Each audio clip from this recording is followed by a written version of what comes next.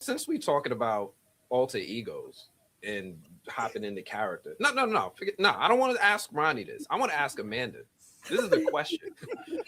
If you had to survive in, this is a fun one. If you had to survive in Derry, would you do what Ronnie did, or what would Amanda do? You helping these kids, or This is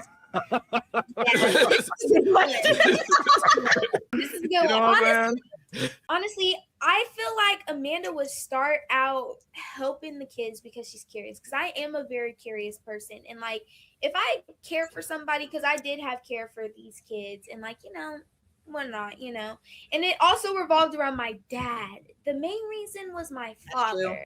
That's true. And that was the only person that I had left. So when it comes in as Amanda, all I have is my mother. So I could really touch to that and really felt to that. And so when it comes to people that I love, and when you're the only person that I have in my life, I will fight the ends meet. So honestly, I feel like Amanda kind of would have done the same thing as Ronnie. I don't know if she would have stuck around as long as Ronnie did. Probably would have got the heck out of Derry. I don't know. We would have. I don't know why we did not go after my dad as soon as. I don't know. It's a lot of things we should have done, but yes. So yeah. I'll say it for her. She would have ran out that movie theater, bro. Ain't nobody sitting there trying to rescue them. She can't say that because them are coworkers. She like, man, look, I'm gonna say the nice thing. Like, Willie, don't help. Not today. Nope. You know what I'm saying? All right, I got one. Speaking of moms, one of the hardest scenes to watch in this for me was you starting off under your covers, but then ending up in the womb of your mother, and then coming out and then seeing that grotesque beast that was in front of you with all the amniotic fluids all over you. I'm just curious, how do you prepare for something like that?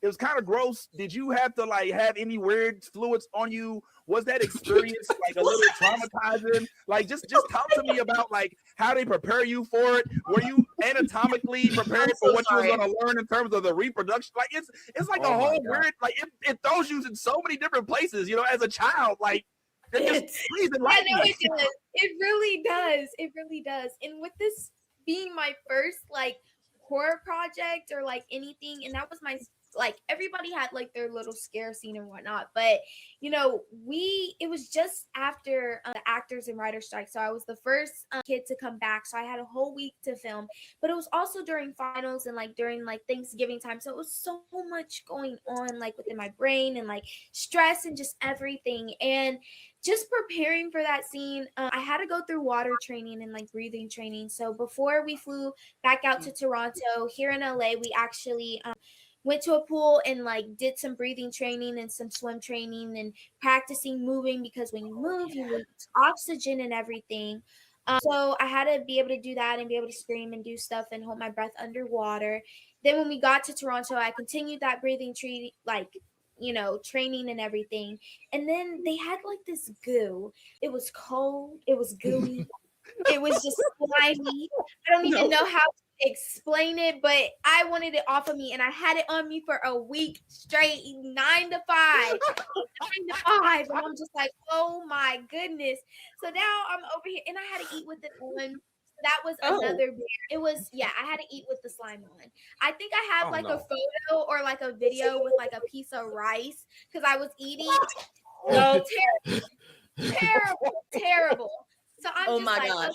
Okay, that was that. But it was also so fun to experience because there were so many like stunts and like things. It was tiring. But it was really cool because the VFX and not the VFX because that, but the FSX and everything, like seeing it in person and just the umbilical cord and the slime, and it gave me so much to work off of. And also my mom who played in the scene too, Miss Tamika, she gave me so much to work off of. My father, my grandmother, Miss BJ, and my dad, Stefan, they gave me so much to work off of. And just, being in the space with the crew that I was in, and Mr. Andy and Miss Barbara and Mr. Ben, which was my acting coach, making it such a comfortable environment. I was able to go to vulnerable places and be vulnerable and go to the places that I need to go to. And I was going through so much stress that like everything, like I don't even know. I was surprised by some of the things I did. I was like, oh my gosh, like I thought they sped up the crawling scene. They didn't even speed that up. I was like, oh my gosh, like I didn't even remember doing that. So just being able, like I felt free is what I'm trying to say, is it was just amazing. It was amazing. Sounds gross. Yeah. Anyway, but yeah, I'm glad you survived that process. Yazzie. Oh my gosh. So you have a phobia of being in small and tight spaces, right, Amanda? Yes, and So also little holes too. okay. So how is that with translating to having to be in the tunnels with trying to find Pennywise and hunting Pennywise? Yes. Okay, honestly, the tunnels wasn't as bad as I thought it was going to be. For Okay. one, because the tunnels were huge. The set was humongous, and but they were able to like break apart like some of the like areas so we could be able to walk out and do. And it was very breathable, and it was not, even though it looks tiny, it was way bigger than like what you guys think. Like the tunnels were huge, and that set was so cool and incredible to be in. But yeah, it was definitely scary and eerie too. I was ready to get out of there and just like being in the nasty gray water and just everything. I was like, oh my goodness, I cannot do this. But it was fun to experience. Well, that's good. I'm glad. I'm glad at least, like, with your phobia, you didn't have to. Because that, I'm not gonna lie. After I read that, I was like, oh man, the tunnels, they seemed really tight knit, and oh man, like I would have been Yeah. freaking. And no wonder we didn't see a lot of you like during that. 'Cause I would have been free. I would have been like, get me out! Like, no, no, help me! Like, yeah, I wouldn't. No, it would have been bad. Yes. And so Okay. Yeah. Well, real quick, because I want to be respectful of your time. I know you got to run Yeah. soon. Yeah, we do. I don't know if your parents are nearby, but I just want to say this loud enough so that they can hear it. They did a phenomenal job, right? Oh. I hear you, Mr. Andy, Miss Barbara, Uncle Chris. They did a fantastic job. These are some of the Thank traits, you. things that look, this is what I want my kids to sound like. But just wanted to say that real quick. But also, I had a question because this is your first breakout major series, and I'm sure it's the first of many. We're going to see you again, Moon Girl. Moon Girl. Moon Girl. Moon Girl. Disney, listen. Marvel. DC. What did you learn from this experience that you're going to be like, you know what? I think I'm going to use that in my next role. Like, what did you pick up in this experience that you're going to carry with you and is going to be a part of Amanda Christine moving forward? Yes, that's such a good question. Honestly, I took so many things with me from this experience because this was an experience like no other. And like I said, they gave us so much creativity and so much freedom on the set.